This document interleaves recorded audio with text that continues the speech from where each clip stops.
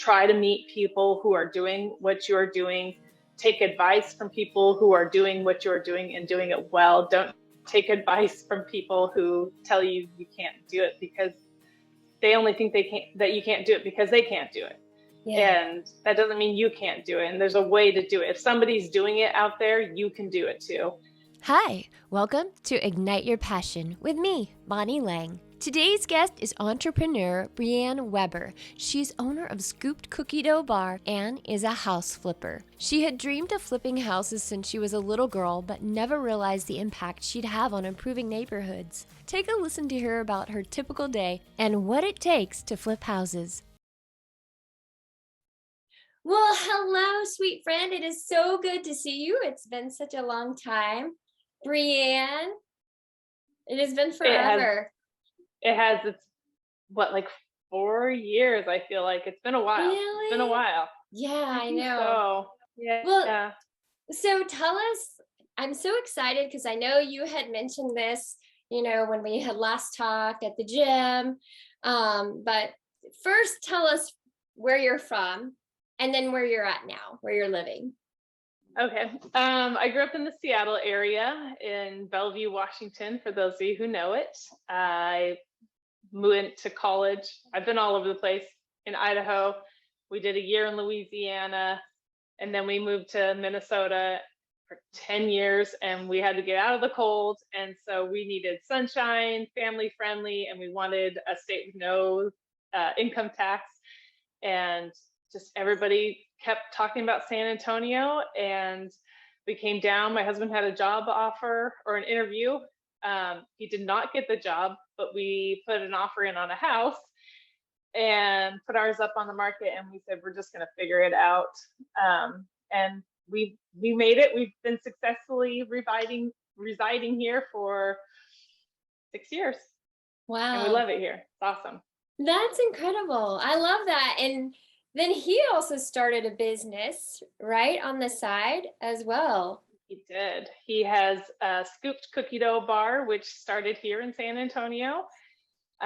He has a franchisee out in Denver who has, I think, 2 locations.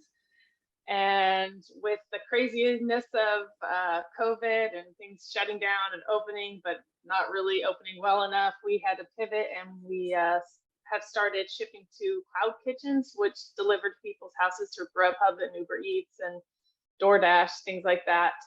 And that's been really good. And it's so you can get our cookie dough all over this country now. That's incredible. So, tell us the name of it again. Scooped Cookie Dough Bar. I love it. I love it. So you're just an entrepreneur. That's your spirit. Because I did not know that. Well, tell us what you're doing now and how did this get started? What made you decide you wanted to do this? Well, now I flip houses, and I've got a small portfolios of rental properties. So, like it was getting to the point. I had my youngest, she was like 2 years from going to be in school full time, and I was a stay-at-home mom. I had an art degree that I wasn't really using, and I just, I didn't know what I was going to do with my life.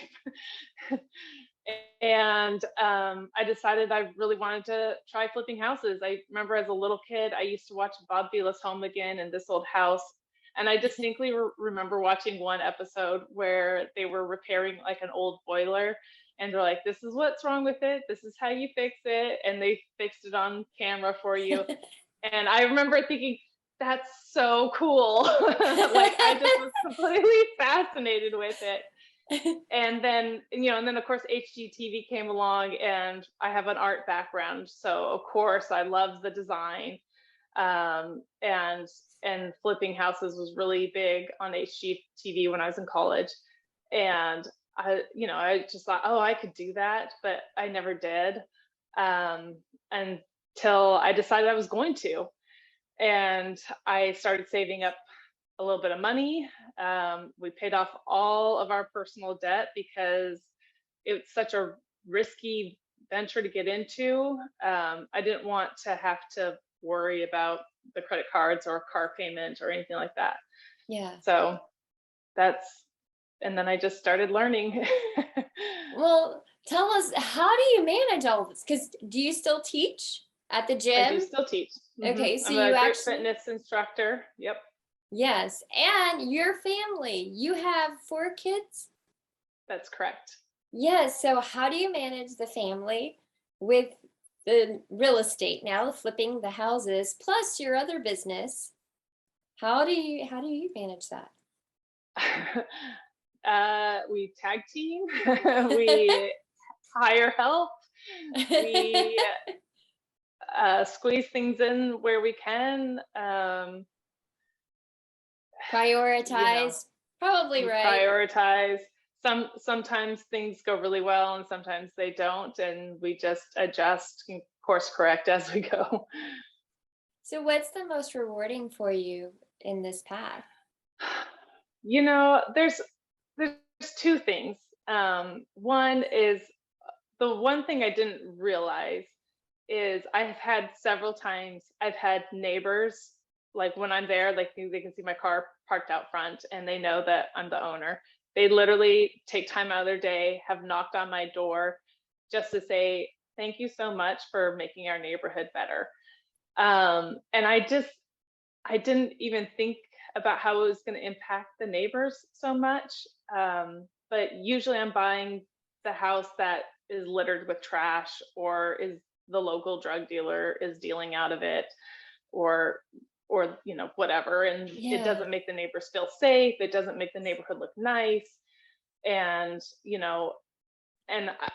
people truly have been grateful for both my flips and also some of my rentals. Several times people have just said thank you so much for what you're doing, we really really appreciate you. And so I had no idea that that was going to be a consequence of it, but I mean, that's really great.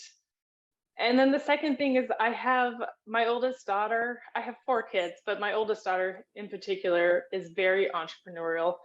Her life's greatest ambition is to put her dad out of business and to start her own cookie shop. I love that. And she, for a long time, sold cookies on the corner in our neighborhood, and she would make bank. Like, it was Oh crazy. She'd my go down there. gosh. She hired her older brother to make the cookie dough. She hired her younger sister to bring the table out to the corner, and she hired kids in the neighborhood to sell the cookies for her. And they would sell like $100 worth of cookies. And then she'd pay everybody from the money that she earned and kept a little bit for herself for organizing it. And I was like, that's a business.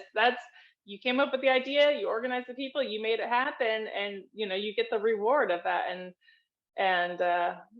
it's really cool to see her understanding that at such a young age. So Following. I hope, She's seeing y'all. That's incredible, you know. yeah. Oh, I love it. So, how did you start? So, what was your first? Tell us the steps. Like when you first, before you even started, before you jumped in, did you have special resources that you I used? did. hmm Um, so at first, I had no idea what I was doing, and I just started talking to everybody about it. Like, hey, I want to flip houses. Do you know anybody who flips houses?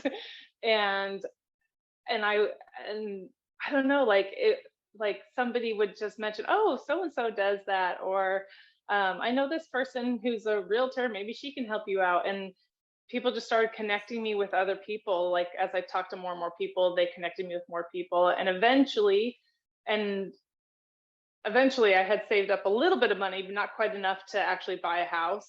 But I knew a guy at the gym who was flipping houses, and his wife came to my classes, and she's like, oh yeah, my husband does that, you should reach out to him. So I did, and we joint ventured on my first official flip on paper, but I really didn't do anything. I just gave him my money, and I crossed my fingers and really hoped he knew what he was going to do and give it back to me, because that was, oh, if you only knew what it took for me to Stressful. save that money. um, and but meanwhile, and it went fine. It went great. I got my money back plus a little, and that was enough to get me flipping my own houses. But in the meantime, I had come across another deal and another person who we're actually business partners to this day. Her name is Denise. Hi, Denise. And and our kids were on the same soccer team, and somebody again had said, "Oh, she flips houses." And so I pulled my little camp chair up next to hers while our kids were playing soccer. And I said, "Will you teach me?" And she said, "Absolutely." And so she taught me how to underwrite a deal, how to estimate the rehab costs, how to decide what it's going to sell for, how to factor in all the different expenses. That's one thing they don't show you on HGTV is they say, "I bought a house for 100,000. I put 50,000 into it. That's a $50,000 profit." And it is not it's not the truth. It's not even close. Because you have closing costs on both ends. You have realtor fees. You have holding costs. You're making mortgage payments. I use hard money to buy the properties, and that usually on the houses I'm buying costs me $10,000 to $15,000 that I'm paying to my lender every time. So I am working and paying a lot of people, and I do get to keep some at the end, but definitely not all of it, not 50,000. So when you decide like this is a house, like how does that start? When do you decide this is a house, or I'm interested maybe? I created a calculator, and this is my little pride and joy. I got up, opened Excel, and I itemized like, this is what I'm buying it for, and everything's adjustable. This is what my interest rate is going to be. This is how long I think I'm going to own it. And then it itemizes out all the rehab and things like that. So I put in all the data, and it calculates it out to if I can rehab and sell it within 6 months or 8 months, whatever I put my timeline to, it'll tell me what my return is, and it factors in realtor fees and closing costs and property taxes, all those things. So if I hit my minimum threshold, then it's a go. If I don't, if I get through that much underwriting with it, I usually put in an offer, and sometimes people are just like, "There's no way that that's going to work," and I'm like, "Well, that's what I can pay. I might not be your buyer if it doesn't work, and that's okay." But frequently they'll come back to me a little bit later and say, "So actually, you still interested in buying it at that price?" So sometimes they realize my numbers aren't so crazy after all. So do you go around and you look, or you wait until something is actually for sale? I buy most of my deals from wholesalers. For those of you guys who don't know, a wholesaler is somebody who finds properties usually off market, but not necessarily. Sometimes they're just scouring the MLS, and they pre-negotiate a deal for me. So they might get a house under contract for 90,000 and then sell it to me for 100,000, and they make $10,000, which sounds like a lot. But I also know it's a lot of work that I don't want to do. And I'm willing to pay the money so that I don't have to send out mailers and cold call people and things like that. And then what is your process? Do you do like one house at a time, or do you do more?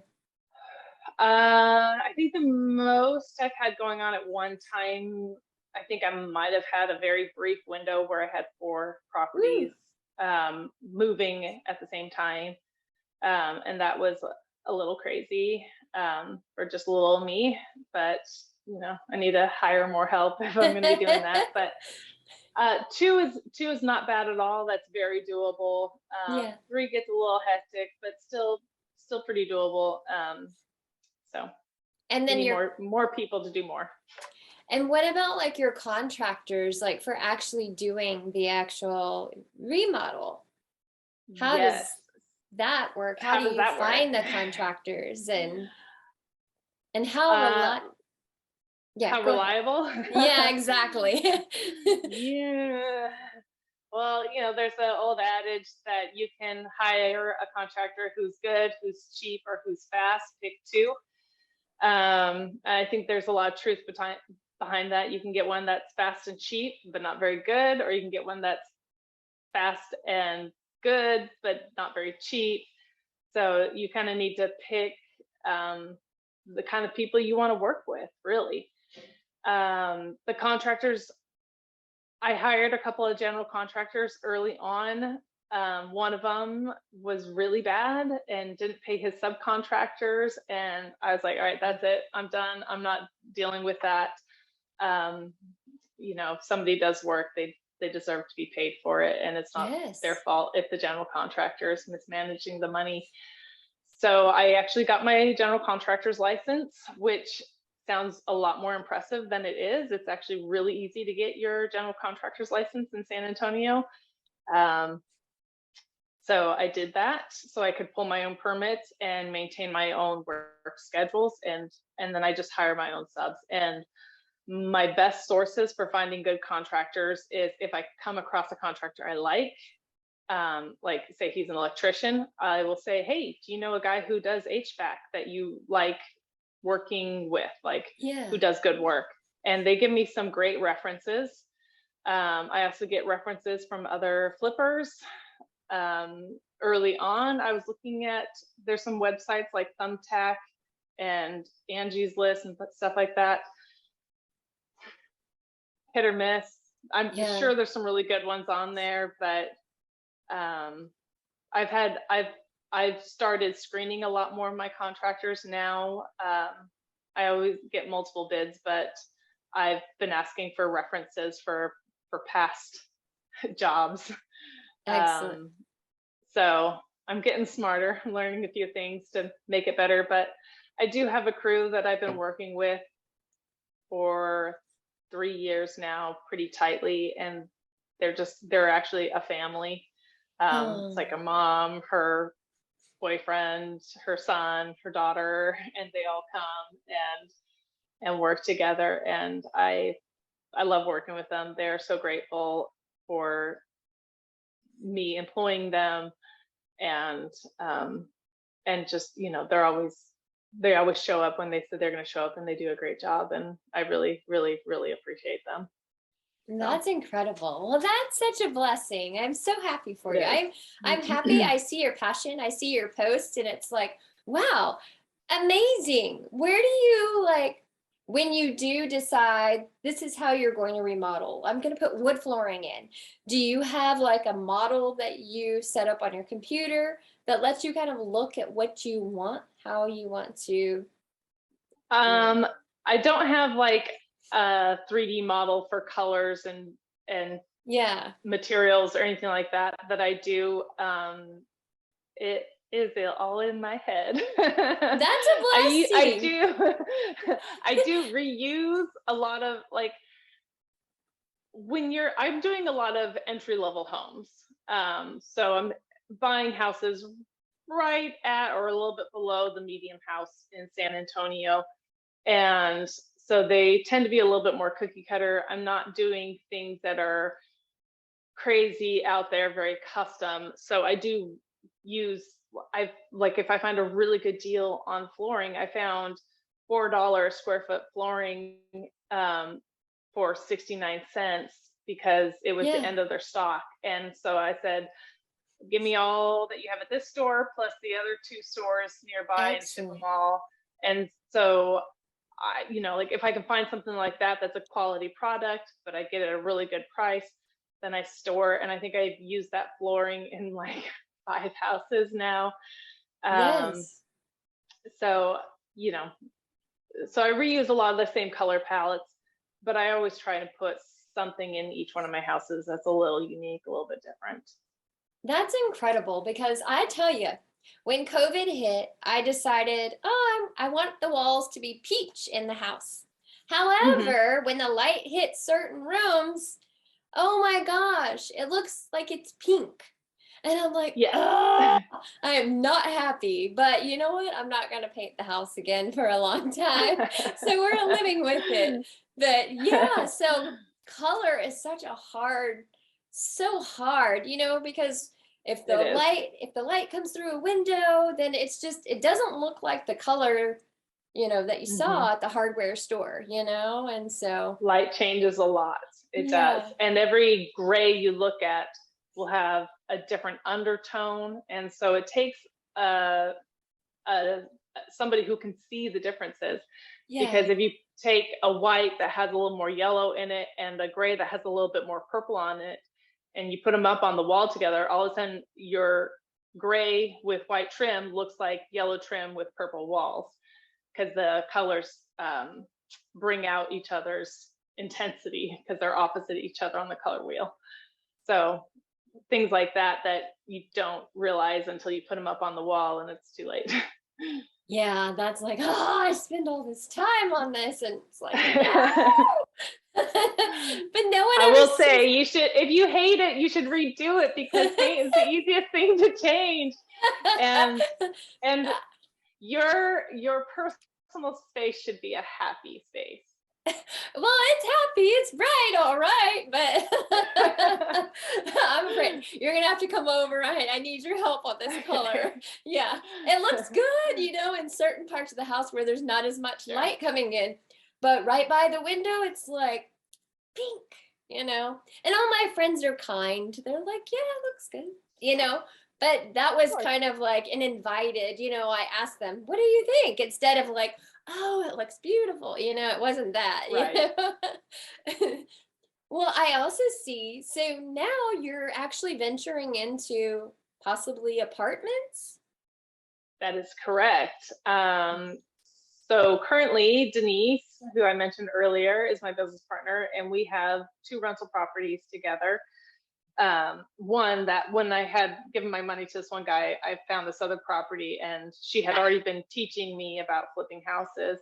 I was still very much new and learning, and a wholesaler brought me this deal that I was like, okay, I don't know, but I'm pretty sure this is a good deal. And we were running the numbers on it, and she's like, yeah, I think that's a really good deal. So we bought it. It's a little triplex out in Schertz. And it's our favorite property. We renovated it in phases because neither one of us had any real money, so to speak. And her parents lent us the money for the down payment and the rehab.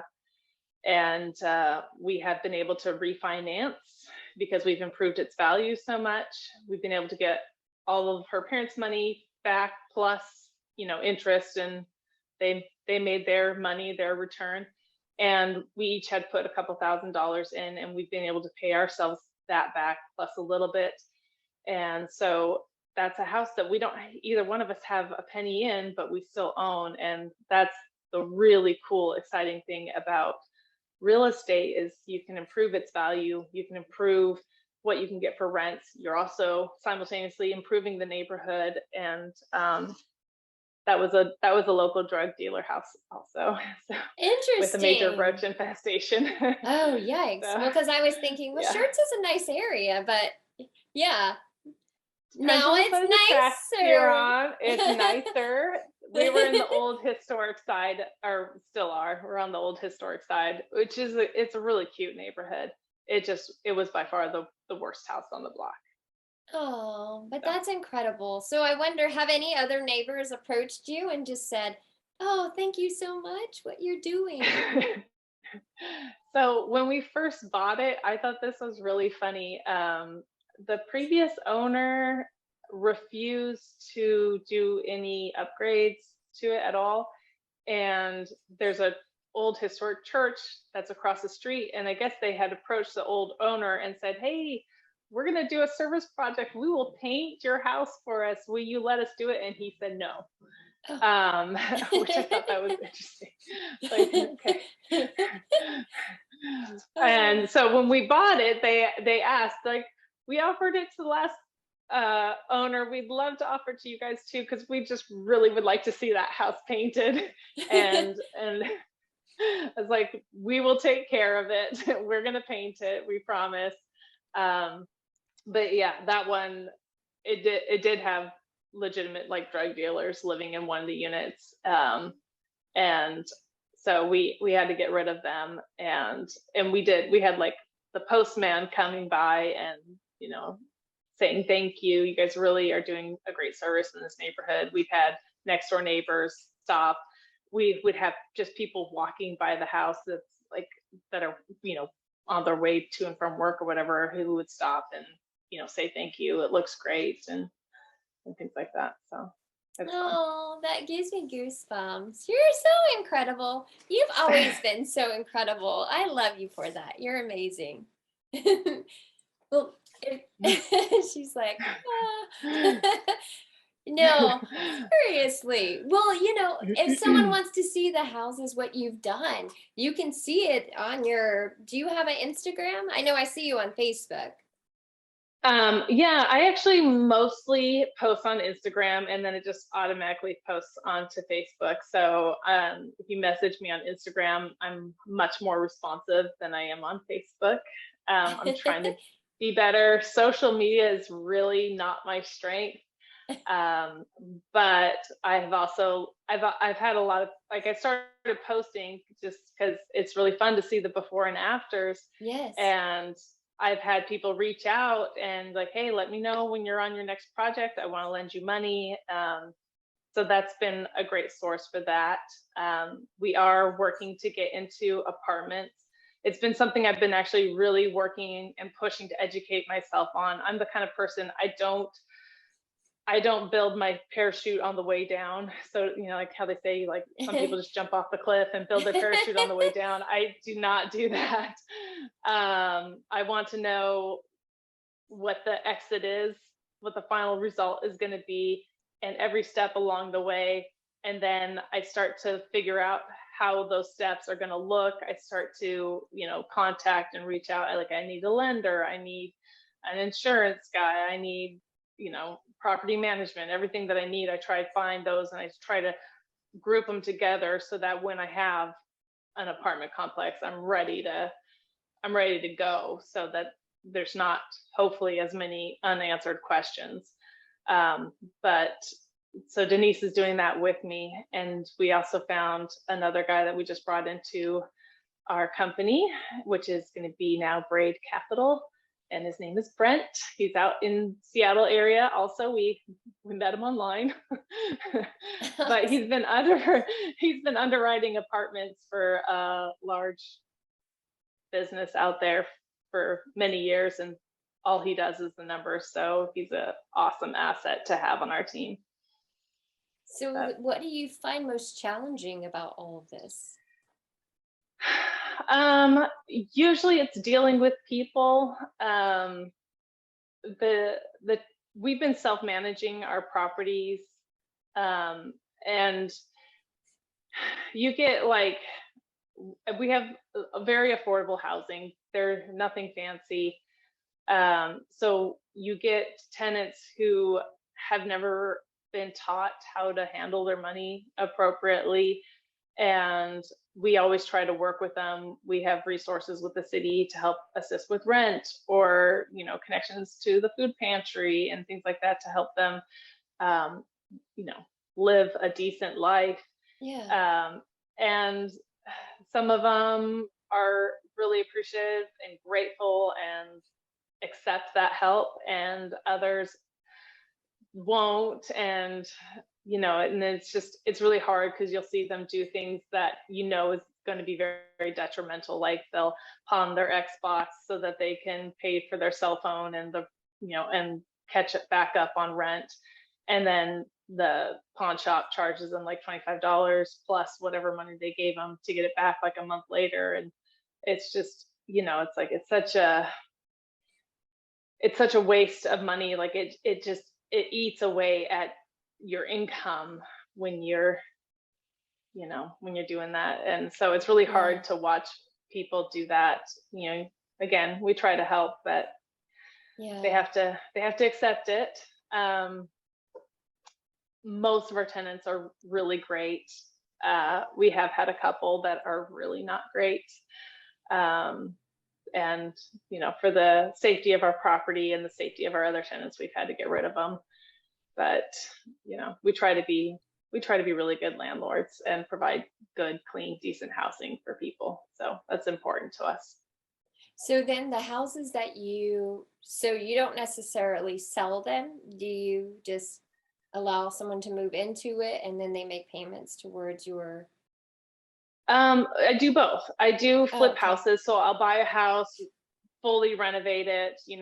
Usually I'm putting like a new roof or in a new HVAC system, like a full rehab, everything. Gotcha. And I'll sell those. And I'm trying to generate long-term wealth and have it be like a retirement plan. Yes, I love it. So I will flip houses, and when I get enough money, I will use that as a down payment for a rental house, which I'm usually also fully renovating, mostly so I can get that sweat equity out of it and hopefully be able to retain as much of my money as I can and have a good emergency fund for each one of my properties. That's incredible. I just love it. I can see where your daughter gets this inspiration. Just listening to you talking about this just gets me inspired. I'm like, do you want a fourth partner? I'm just you. I don't have enough time. But yeah, it is. It's so inspiring. And I'm glad you're going after something that you've always wanted to do, since you were a little girl. And it's just wonderful to see your daughter, taking on that same approach. Do the other three children, or do they have any type of entrepreneurial spirit? Yes and no. I think, honestly, I really think anybody could be an entrepreneur. You do have to kind of want it. You do have to be willing to take a little bit more risk.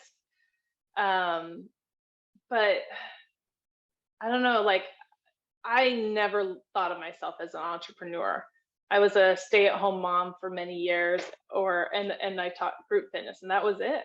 I mean, that was it. That's all I did. Um, and and then I decided I wanted to try something more. And as I got into it, I realized actually what I'm not flipping houses. I've actually started a business. Yeah. And even the rental properties, those are a business. And it's been really fun to see that I can do a lot more than I thought I could. It's been really fun to push myself out of my comfort zone. And I love my mom. She really taught me that I can be and do whatever I want.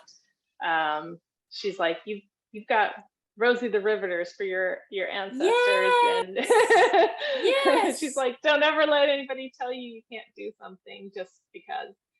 And it's been really cool to see that I can do that. Yeah. You're incredible. So then what would you tell someone that, hasn't started chasing their dream, or they are and they're like struggling?